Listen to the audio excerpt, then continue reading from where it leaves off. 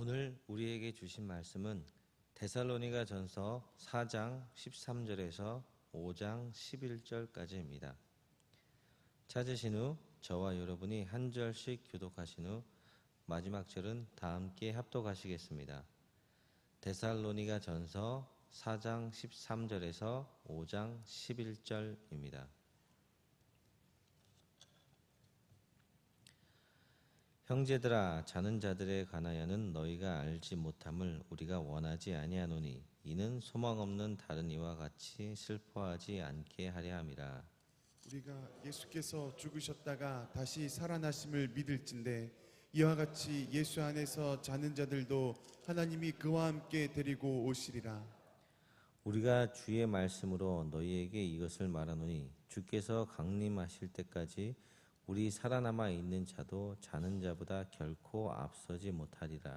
주께서 호령과 천사장의 소리와 하나님의 나팔 소리로 친히 하늘로부터 강림하시리니 그리스도 안에서 죽은 자들이 먼저 일어나고 그 후에 우리 살아남은 자들도 그들과 함께 구름 속으로 끌어올려 공중에서 주를 영접하게 하시리니 그리하여 우리가 항상 주와 함께 있으리라. 그러므로 이러한 말 서로 위로하라. 형제들아, 때와 시기에 관하여는 너희에게 쓸 것이 없음은 주의 날이 밤에 도둑같이 이를 줄을 너희 자신이 자세히 알기 때문이라. 그들이 평안하다 안전하다 할 그때에 임신한 여자에게 해산의 고통이 이름과 같이 멸망이 갑자기 그들에게 이르리니 결코 피하지 못하리라. 형제들아, 너희는 어둠에 있지 아니하며 그날이 도둑같이 너희에게 임하지 못하리니 너희는 다 빛의 아들이요 낮의 아들이라. 우리가 밤이나 어둠에 속하지 아니하나니 그러므로 우리는 다른 이들과 같이 자지 말고 오직 깨어 정신을 차릴지라. 자는 자들은 밤에 자고 취하는 자들은 밤에 취하되 우리는 낮에 속하였으니 정신을 차리고 믿음과 사랑의 호심경을 붙이고 구원의 소망에 투구를 쓰자. 하나님이 우리를 세우심은 노하심에 이르게 하심이 아니요 오직 우리 주 예수 그리스도로 말미암아 구원을 받게 하려 하심이라. 예수께서 우리를 위하여 죽으사 우리로 하여금 깨어 있든지 자든지 자기와 함께 살게 하려 하셨느니라. 그러므로 피차 권면하고 서로 덕을 세우기를 너희가 하는 것 같이 하라. 아멘. 할렐루야. 거룩한 주일 새벽 현장의 성전에서 그리고 온라인에서 함께 새벽 첫 시간을 깨우는 우리 모든 성도님들을 주님의 이름으로 축복합니다. 그러므로 때가 이르기 전 곧 주께서 오시기까지 아무것도 판단하지 말라. 그가 어둠에 감추인 것들을 드러내고 마음의 뜻을 나타내시리니 그때에 각 사람에게 하나님으로부터 칭찬이 있으리라. 아멘. 고린도전서 4장 5절 말씀에서 우리 주님께서는 우리 하나님께서는 고린도 교회 성도들에게 마지막 시대를 살아가는 우리 이 시대의 성도들에게 이렇게 분명히 선언하고 있고 또한 우리에게 위로하고 있습니다. 때가 되면 하나님으로부터 우리에게 무엇이 있을 것이다? 칭찬이 있을 것이다. 끝까지 믿음을 잘 지키고 끝까지 믿음의 삶을 살아낸 성도들에게는 하나님으로부터 칭찬이 있을 것이기 때문에 우리는 이 시대가 이러니 저러니 이게 맞으니 저게 맞으니 이게 어떠니 저게 어떠니 하는 그 시류에 우리는 휘말릴 필요가 없고 우리조차도 그 판단에 그 생각들에 우리가 그 소용돌이에 휘말릴 필요가 없고 오히려 하나님께서 때가 되면 다 감추어놨던 것을 확연하게 분명하게 드러낼 것이고 그 뜻을 분명하게 나타내시며 우리에게 확실히 찾아오셔서 우리에게 놀라운 구원과 부활의 영광을 우리에게 주실 것이다. 그리고 오히려 우리 끝까지 믿음을 지킨 우리 성도들에게는 칭찬이 있을 것이다 라는 위로의 말씀을 우리에게 주고 있다는 것입니다. 오늘도 우리가 거룩하고 영광스러운 주일을 살아가지만 세상을 바라보면 참 녹록지 않은 그런 현실들을 우리가 살아가고 있습니다. 그럼에도 불구하고 하나님께서 때가 되면 우리에게 칭찬을 허락하실 것이다라는 이 약속의 말씀, 위로의 말씀을 우리가 마음에 새기고 끝까지 믿음을 지켜내는 우리 모든 성도님들이 다 될 수 있기를 주님의 이름으로 축복합니다. 오늘 우리가 함께 읽은 말씀을 통해서 가장 큰 위로라는 제목으로 하나님의 말씀을 나누려고 합니다. 아마 여러분들 이 얘기 많이 들어보셨을 것입니다. 과거 2차 세계대전 때 이 정말 그 악랄하고 그 처참하고 그 비참했던 유대인들의 그 학살 수용소에서 마지막까지 살아남았던 한 학자가, 정신복사 학자가 있었습니다. 그 이름은 닥터 프랭클이라는 사람이었는데, 이 사람이 자신의 그 마지막까지 살아남았던 그 수용소에서의 생활, 그리고 그가 바라봤던 여러 사람들에 대한 생각들을 정리해서 낸 그 수기, 죽음의 수용소에서라는 책이 있습니다. 그 책에 보면 그 히틀러의 그 유대인 수용소에서 마지막까지 살아남았던 사람들의 특징이 있는데, 그들의 특징은 무엇이었느냐? 여러분들 생각할 때는 어떤 특징이 있을 것 같습니까? 근데 의외로 그 특징은 우리가 생각했던 것과는 전혀 다른 데 있었더라는 것입니다. 끝까지 살아남은 사람들의 특징은 뭐였냐면, 체력이 좋은 사람도 아니었고 지능이 뛰어난 사람도 아니었고 심지어는 요령이나 수단에 탁월했던 사람들이 아니었다라는 것입니다. 오히려 그들이 매일매일 당하는 그 고난, 그 슬픔, 그 고통, 그 고통과 슬픔과 그 고난의 삶의 연속 가운데에서 오히려 그 삶의 연속 가운데 의미를 찾아내고, 오히려 그 고난의 나날들을 하늘로부터 내려오는 위로로 밀어내고 채워내고 견뎌냈던 사람들이 대체적으로 끝까지 살아남았더라. 아니, 역으로 얘기하자면 물론 그런 소망을 가진 이들 가운데에서도 어쩔 수 없이 죽음의 길로 나아가야 했던 사람들도 있었겠지만, 마지막까지 살아남았던 사람들의 특징을 돌아보니까 그렇게 그 고난을 삶의 의미로 받아들이고, 하지만 그 고난 너머에 있는 하나님의 위로를 바라보면서 살았던 사람들이 끝까지 살아남았던 사람들의 특징이었다라는 얘기를 한 것을 우리가 이 죽음의 수용소에서라는 책에서 볼 수 있다는 것입니다. 그런 면에서 우리가 생각할 때에 항상 우리가 살아가면서 우리 삶 속에서 의미를 찾아내는 것, 그리고 삶이 참 녹록지 않지 않습니까? 우리 삶이 참 항상 행복하고 항상 좋은 일만 넘치고 항상 기쁜 일만 넘치고 그러면 참 좋겠는데, 솔직히 힘든 날들이 더 많고 어려운 날들이 더 많고, 참 어떨 때는 보면 하루하루가 견디기 힘든 나날일 때가 심지어 오늘을 살아가는 우리 가운데에도 있을 때가 많이 있지 않습니까? 우리는 이제 그런 모든 상황들을 통틀어서 보면 이제 고난이라는 단어로 표현하곤 합니다. 하지만 그 고난 너머에 있는 하나님의 위로, 그 위로가 우리 삶에 어떤 의미를 가지는지, 그리고 특별히 그 하나님께 주시는 그 많은 위로들 가운데에서 우리에게 가장 큰 위로가 되는 것은 무엇인가? 우리가 오늘 읽은 말씀, 특별히 우리 교회는 잘 아시겠지만 아까 우리 대표기도 하시면서 큐티 교실에 대한 기도도 해주셨는데, 우리 교회는 큐티하는 교회입니다. 지금 저희 생명의 삶에서 데살로니가 전서 본문 말씀을 묵상하고 있는데, 오늘 우리가 읽은 데살로니가전서 4장 13절부터 5장 11절에 나오는 말씀을 가지고 가장 큰 위로라는 제목으로 하나님의 은혜를 함께 나누고자 합니다. 오늘 우리가 읽은 말씀, 데살로니가전서 말씀은 여러분, 이 데살로니가 전서 말씀의 배경이 되는 교회는 당연히 데살로니가 교회이겠지, 그렇죠? 이 데살로니가 교회의 성도들은 그러면 특징이 어땠느냐? 이제 갓 믿은 성도들로 이루어진 아주 이 새내기들, 믿음의 초신자들이 많은 그런 교회였다라고 생각할 수 있습니다.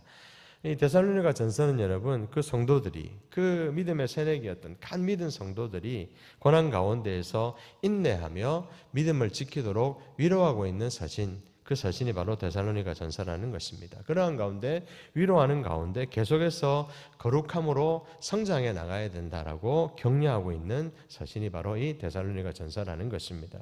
가장 큰 위로는, 그러면 여러분, 가장 큰 위로는 이 땅의 수고가 예수님의 재림으로, 이 재림의 영광으로, 그리고 우리가 부활의 소망으로 우리에게 그 주님이 찾아오신다.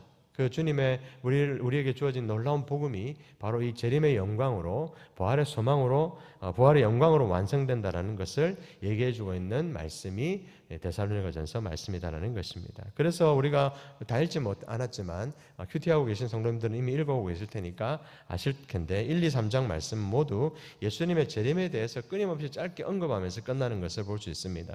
그리고 우리가 오늘 읽은 4장에서는 여러분 예수님의 재림에 대한 소망을 한 단락으로 길게 설명하고 있는데 그게 우리가 전반부에 읽었던 4장 13절부터 18절까지의 말씀이다라는 것입니다.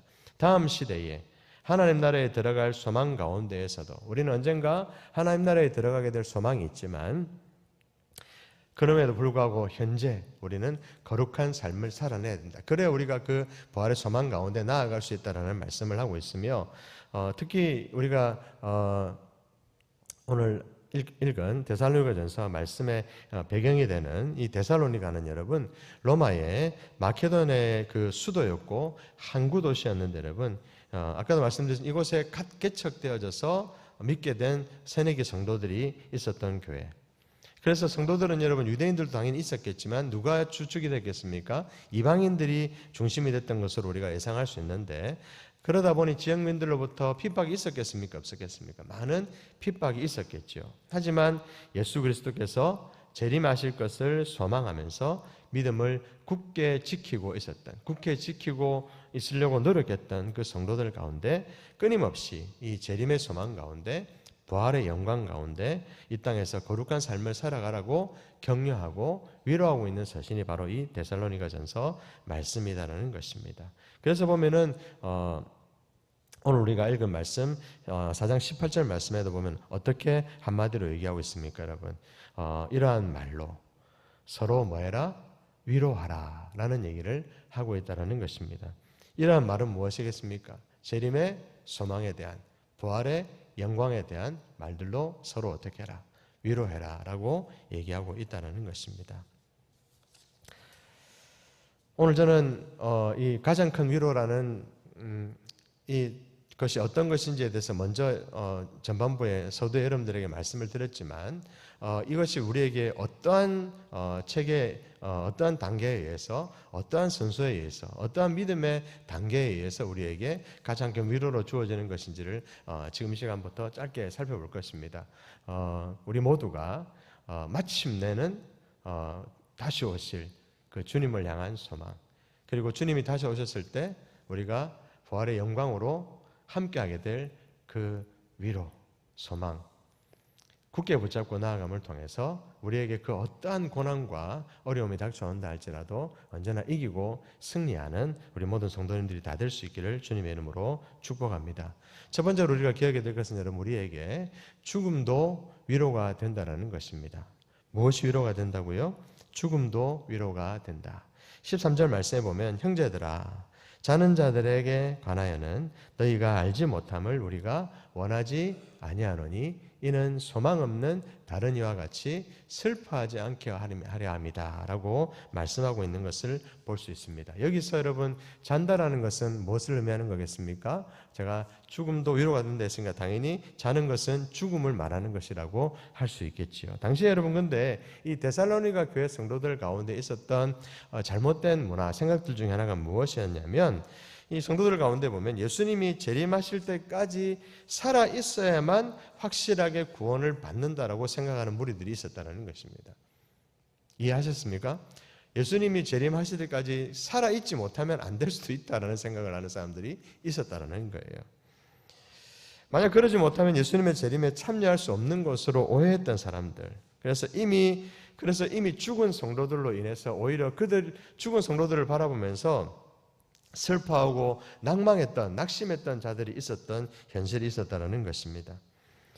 그들은 죽으면 모든 것이 끝이다라고 생각하는 불신자들과 어쩌면 생각이 전혀 다를 바가 없는 것이었다. 여러분, 죽음을 어떻게 해석하느냐가 인생을 결정한다는 말이 있거든요. 우리에게 죽음이 뭐가 될 때? 위로가 될 때 우리는 죽음도 우리에게 위로가 될 때 우리에게는 소망이 찾아올 수 있고 가장 큰 위로이신 예수님을 정말 만난 것이다라고 얘기할 수 있다는 것입니다. 여러분, 하지만 이 세상에 보면 내일 죽을 거니까 어떻게 살아가는 사람들이 있습니까? 먹고 마시자 하는 사람들이 있고, 어차피 죽을 건데 하면서 자기 생명을 아주 경히 가볍게 여기는 사람들도 있는 것이 이 시대의 현실. 후자의 모습을 가진 사람들이 많아지는 것이 바로 이 시대의 현실인 것 같습니다. 여러분, 중요한 것은 죽음 이후에 소망이 없는 사람들은 참으로 비참한 인생을 살 수밖에 없고, 실제로도 그 결과가 비참할 수밖에 없음을 우리는 너무나도 잘 알고 있습니다. 그러하기에 우리는 죽음도 우리에게 위로가 될 수 있는 우리의 유일한 소망 대신 예수 그리스도를 더욱 붙잡아야 될 줄로 믿습니다. 그리스도인들은 이 소망 없는 이들과는 다른 인생을 사는 존재인 줄로 믿습니다. 그리스도인들은 죽음 이후에 무엇을 소망하며 부활을 소망하며 살아가기에 주님의 호령과 천사장의 나팔 소리와 함께 하늘로부터 강림하실 때에 예수님 안에서 죽었던 자들이 어떻게 되고 먼저 일어나게 되고, 신령한 몸으로 그들은 다시 살아나게 되고, 그리고 그때 살아서 믿는 자들도 함께 역시 구름 속으로 끌어올려져서 공중에서 주님을 영접하게 될 그날, 그리고 이후에는 영원히 사랑하는 주님과 함께 살아가게 된다라는 것입니다. 믿습니까, 여러분? 그 내용이 오늘 우리가 읽은 전반부 4장 13절부터 17절, 18절까지의 말씀 가운데 나와 있는 내용이다라는 것입니다. 사도 바울은 이러한 이 부활의 소망에 대해서 얘기하면서 로마서 8장에서 보면은 생각하건대 현재의 고난은 장차 우리에게 나타날 영광과는 감히 비교할 수 없다라는 얘기로 풀어 설명했다는 것입니다. 죽음도 우리에게 위로가 될 수 있는 이유는 무엇이라고요? 부활의 소망이 우리에게 있기에 죽음도 우리에게 위로가 된다. 할렐루야. 그래서 여러분 18절 말씀에 제가 조금 전에 읽어드렸지만, 그러므로 우리는 이러한 말로 서로 위로하라. 이 땅에서 삶이 녹록지 않지만, 힘들다는 것을 말하지만, 그리고 힘들다라고 끊임없이 인생은 우리에게 자꾸만 얘기하지만, 그리스도인으로서 조롱받고 무시받고 살 수 있는 것이 우리의 현실이지만, 심지어는 여기서 더 나아가서 그리스도인이기 때문에 사회적으로 매장당하거나 심지어 죽임을 당할 수도 있는 것이 현실이지만, 오히려 공공연히 우리가 조롱받을 수밖에 없는 그런 현실 가운데 살아가고 있는 것이 우리의 모습이지만, 위축되어져서 은둔하는 그런 신앙생활을 해야 될 것이 아니라, 정착하지 못하고 이것저것 피해 다니면서 방랑한 그런 삶을 살아야 될 것이 아니라, 우리의 삶이 이게 다 아니다, 이 땅에서 삶이 우리의 인생의 전부가 아니다라는 것을 꼭 기억하면서, 이 가운데에서도 우리와 함께 하시는 누가 계시기 때문에, 다시 오실 주님이 계시기 때문에, 다시 오실 주님을 기다리며 우리는 오늘을 살아가기에 그분을 모시고 살아가고 있기 때문에, 다시 오실 그 주님이, 그리고 다시 오실 주님이 우리와 함께 하실 때 부활의 영광이 우리에게 있을 것을 꼭 기억하면서 죽음도 두려워하지 말고 오히려 부활의 소망, 부활의 영광, 이 놀라운 은혜를 하늘로부터 내려오는 가장 큰 위로로 받으며 믿음으로 나아가는 우리 성도님들이 다 될 수 있기를 주님의 이름으로 축복합니다. 힘든 말을 하고 어려운 사정을 얘기하기보다는, 그것도 중요하지만 우리가 모여서 이야기할 때에 피차 뭐해라? 이러한 말로 서로 위로하라 얘기했던 사도 바울의 권면처럼 예수님께서 다시 오실 것이다라는 것이 분명한 사실이고, 예수님께서 다시 오셔서 우리를 온전히 구원하실 것이다라는 것이 분명한 사실이고, 이후에 우리는 예수님과 함께 영원히 살게 될 것이다라는 것이 분명한 사실임을, 우리가 받아들이게 될 영광임을, 위로임을 기억하면서 서로를 격려하고 위로하는 우리 모두가 될 수 있기를 주님의 이름으로 축복합니다. 서로 격려하며 위로한 삶을 살아갈 수 있게 되기를 기도합니다. 한 가지만 더 말씀드리겠습니다. 우리에게 그렇다면 다시 한번 반복하지만 강조드리지만, 다시 오실 예수님이 우리에게 뭐가 된다? 가장 큰 위로가 된다.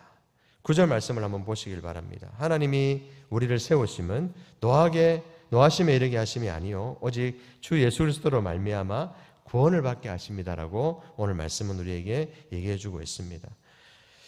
사랑하는 성도 여러분, 5장 9절 말씀, 하나님이 우리를 세우심은 뭐 하기 위해 하심이라고요? 노하심에 이르게 하심이 아니라 오직 우리 주 예수 그리스도로 말미암아 우리를 구원받게 하려 하십니다. 구원받게 하려 하십니다. 우리는 두렵고 떨림으로 믿음을 굳게 붙잡고 깨어 있어서 반드시 놀라운 구원을 누리는, 이 구원의 감격을 반드시 누리는, 이 구원의 감격을 부활의 영광으로 함께 받아 누리는 우리 모든 성도님들이 다 될 수 있기를 주님의 이름으로 축복합니다. 오늘 우리가 읽은 말씀 표현 중에 보면 여러분 5장 8절에 보면 이 구원의 소망의 투구라는 표현이 있잖아요. 그죠? 우리는 뭘 쓰고 이 시대를 살아야 된다? 구원의 소망의 투구를 쓰고 살아야 된다라는 표현이 나오는 것을 볼 수 있습니다. 구원의 중요한 뜻, 다른 뜻은 여러분 결국 승리거든요. 승리. 우리가 구원받았다는 것은 여러분 이미 승리했다라는 사실인 것입니다. 이게 어떤 의미냐면 여러분 이 구원이라는 단어가 구약에서는 어떻게 표현되고 있냐면 야시아라고 표현되고 있다는 것입니다. 이 야시아라는 단어는 다른 말로 뭐와 같다고요? 구원은 승리와 같다. 승리와 같다. 그래서 여러분 이 야시아라는 단어에서 파생된 사람의 이름이 뭐냐면 우리가 잘 아는 여호수아, 승리자, 구원자라는 뜻을 가진 이 여호수아. 근데 여호수아를 헬라어로 또 바꾸면 뭐가 될까요, 여러분? 예수, 구원자가 된다는 것입니다. 구원의 소망의 투구. 우리는 무엇을 쓰고 사는 사람이다? 예수님을 우리의 가장 확실한 그 어떤 것으로부터 우리를 지켜내는 안전모로 무엇을 쓰고 사는 사람이다? 예수 그리스도를 뒤집어 쓰고 사는 사람이다. 그 투구를 어떠한 공격으로도 우리를 막아낼 구원의 투구, 예수 그리스도를 우리는 장착하고 요즘 말로 장착하고 살아가는 그런 사람이라는 것입니다. 다시 오실 예수님, 우리의 구원의 투구가 되시는 예수님, 우리의 삶의 의미도 목적도 바로 이 예수님이 바로 우리의 유일한 삶의 목적이자 삶의 의미이고 가장 큰 위로인 줄로 믿습니다. 나를 구원하신 예수님을 생각하시면서 허물과 죄로 죽었던 나를 살리시고 하나님 나라에 거하게 하시고 그 은혜를 누리게 하신 예수님을 생각하는 이 아침이 될 수 있기를 바랍니다. 나를 구원하시고 삶의 현장에서 오히려 우리의 목자가 되어주신 주님을 기억했으면 좋겠습니다. 내 인생에 새로운 희망의 역사를 시작하여 주신 예수님, 그로 인하여 나의 삶의 삶 가운데, 나의 삶의 현장 가운데 정말 가장 큰 복을 우리에게 주시는 이 복의 역사를 이루어 가시는 예수님, 나의 가정에 일어나는 이 생명의 역사를 이루어 가시는 그 예수님을 생각하며 그 예수님과 온전히 동행하며 이 예수님으로부터 가장 큰 위로를 날마다 받아 누리며 살아가는 진짜 희망, 진짜 소망을 발견하며 진짜 위로를 받아 누리며 살아가시는 우리 모든 성도님들이 다 될 수 있기를 주님의 이름으로 축복합니다.